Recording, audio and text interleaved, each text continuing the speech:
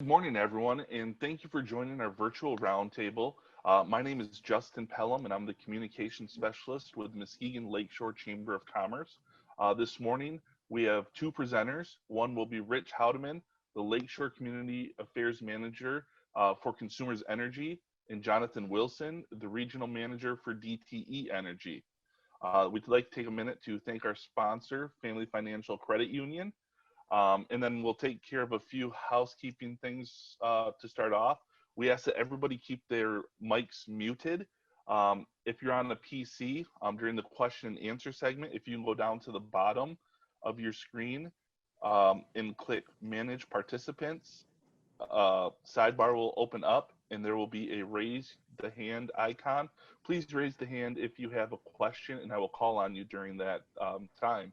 If you're on a cell phone, please just unmute yourself and then I will call on you to ask your question. So we'll get started. Rich, can you discuss what Consumers Energy is doing during this time? Sure, and thanks for having me on today. I really appreciate all that the Lakeshore Chamber is doing, the Muskegon Lakeshore Chamber is doing today. They're helping so many and getting very innovative in how to share information. There's so much information out there, and you guys have done a really good job of disseminating that into something that's a little more understandable.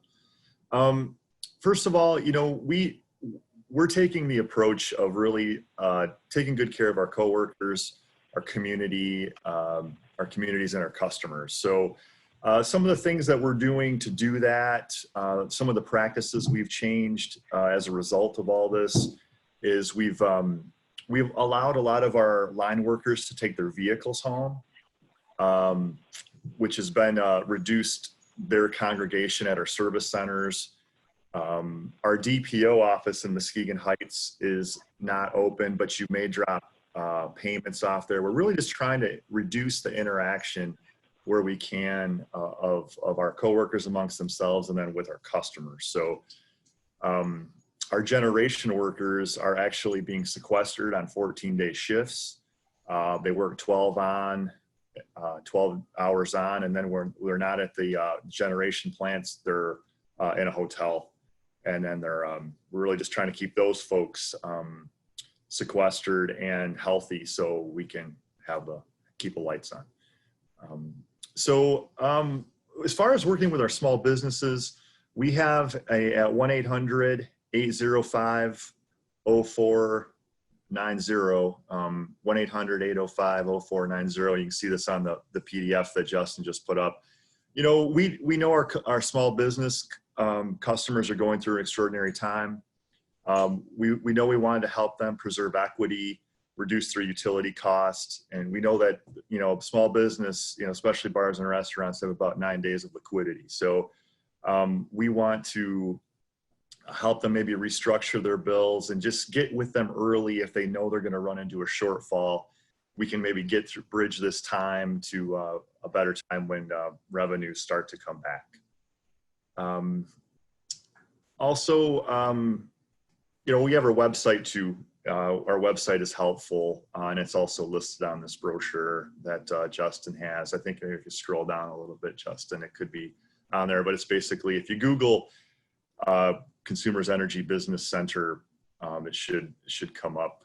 That's where we have a lot of different, I won't talk a lot about specific programs. We do have programs, but a lot of them are so individually specific that it's just probably better to explain your situation with our trained agents, and they'll give you a hand. And our folks are very well trained with the Paycheck Protection Program and the other programs listed to be an additional support for folks like the Chamber that are trying to get this messaging out if our customers are in need.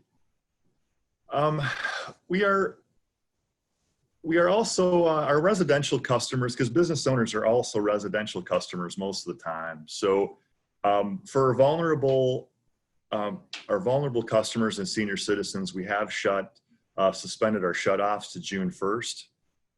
We're really trying to work with all of our customers right now to avoid shutoffs to the best we can. But especially with those two groups, we're trying to suspend shutoffs to hopefully, as this virus passes. Also, we want to talk a little bit about some of the things we're doing as a company, as a foundation, to try to prop up our communities while they go through this challenging time. You know, we've given healthy amounts to United Way. Like statewide, we're about $1 million to try to fight COVID itself.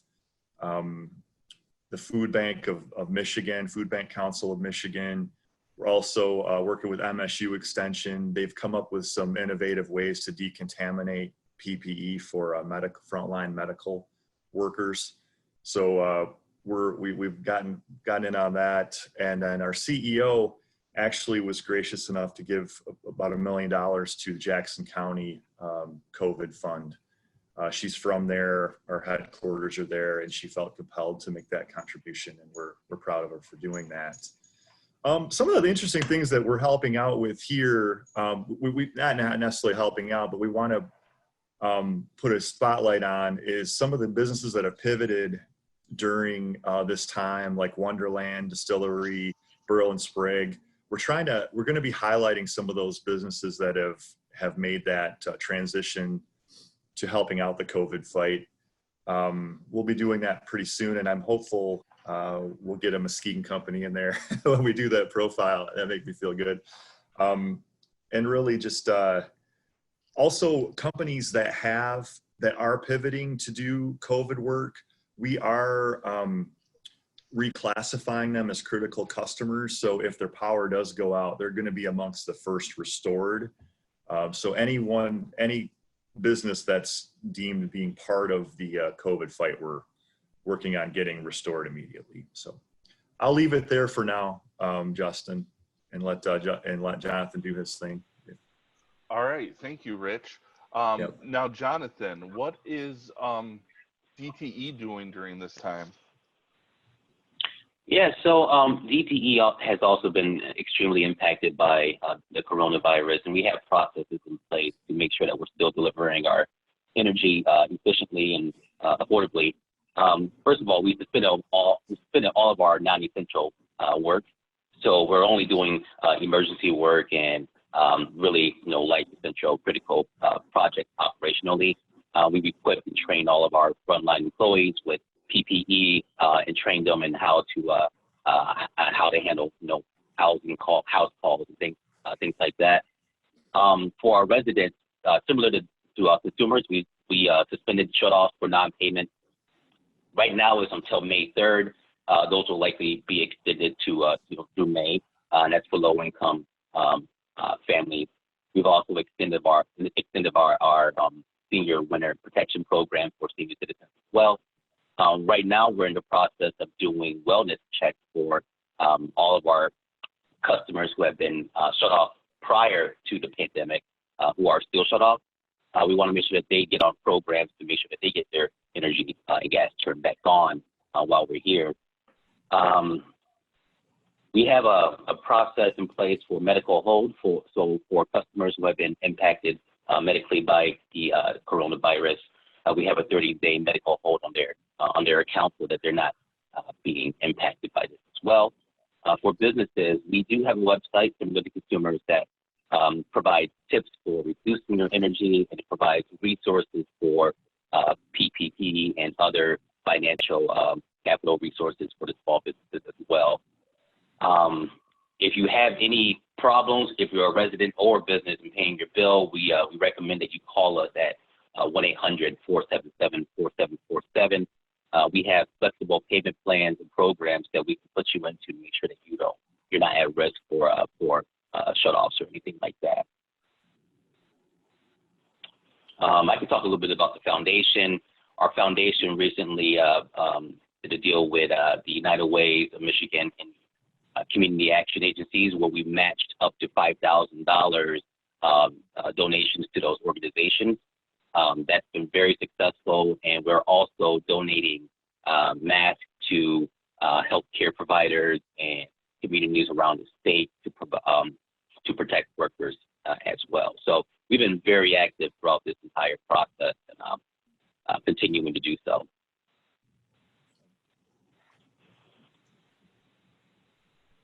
Okay, thank you, Jonathan. Is there No anything else problem. that either of you would like to touch on, Rich or Jonathan, before we jump into the question and answer segment? Yeah, several of our communities are also setting up relief funds, both for residents and businesses, and just to support the community impact of the coronavirus.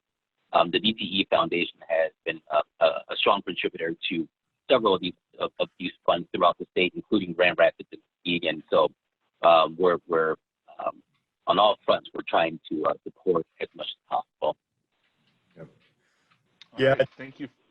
Just real quick, Justin, I don't know if I covered it, but as far as our work that we're doing with our, as far as services, we're like new connections, we are trying to just do emergent work now, servicing outages. If someone, a very unique circumstance, we may hook up a new service to a home. If June 1st they're homeless, we would look at that on a case-by-case basis and try to get them in there. But for by and large, we're just kind of working on emergent work only. Again, 1-800-477-5050 is our residential customer service line, if anybody has any questions. Okay, thank you. Now we'll move on to the question and answer segment. If you have a question, please just raise your hand or unmute yourself, or just type it in the the chat, and I will get to your question.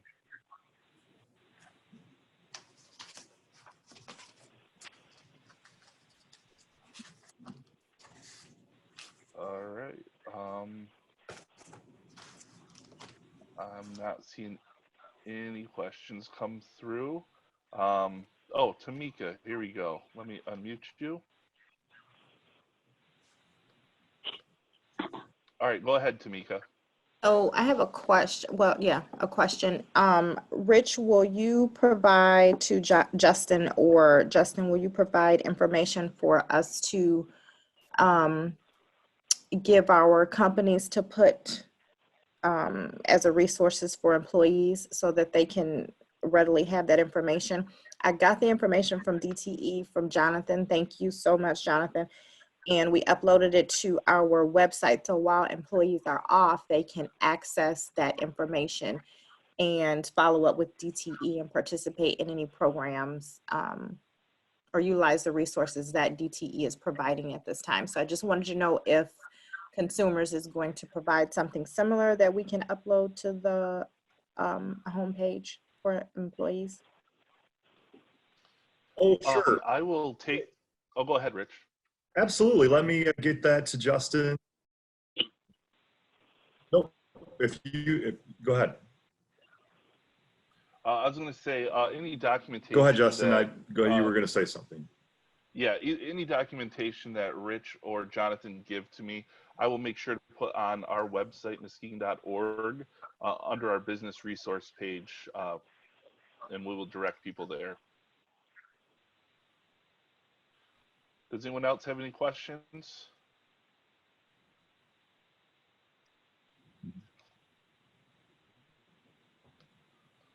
All right, I don't see any more questions.